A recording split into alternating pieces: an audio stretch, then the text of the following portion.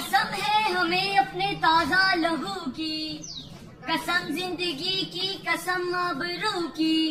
घर अपना किसी को जलाने न देंगे, वतन पर कभी आंच आने न देंगे। अरबाब दानिश और मेरे अजीज साथी, मेरी तकरीर का उन्वान योमे दिफाए पाकिस्तान। तमाम जिंदा अक़वाम अपनी तारीख के बड़े आयाम निहायत अकीदत व एहतराम से मनाया करती है।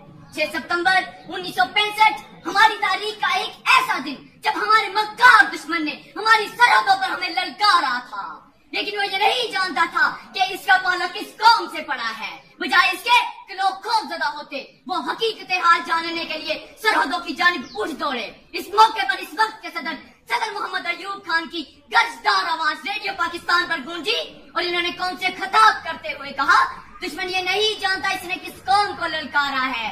हम अल्लाह के सिपाही हैं, मुजाहिदों आगे बढ़ो और दुश्मन की तोपों को हमेशा हमेशा के लिए खामोश कर दो।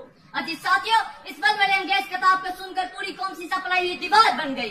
मुल्क के कोने कोने में तराने गूंजने लगे। मुल्क का हर एक शख्स अपने अपने मकाम पर डट गया और अपनी मदद आप तहत दुश्मन के मुकाबले के लिए तैयार हो गया। हर दिन में एक ही जज्बा मौजूद था, अल्लाह की रहमत का साया, तौहीद का परचम लहराया। ऐ मर्दे मुजाहिद जाग जरा, अब वक्त शहादत है। जंग में दुश्मन को हर मुहाज पर इबरतनाक शिकस्त हुई। आखिरकार दुश्मन जंग बंदी का वाक़या करने लगा। ये जंग बंद तो हो गई, मगर हिंदू सदियों तक इस शिकस्त का जख्म चाटता रहेगा।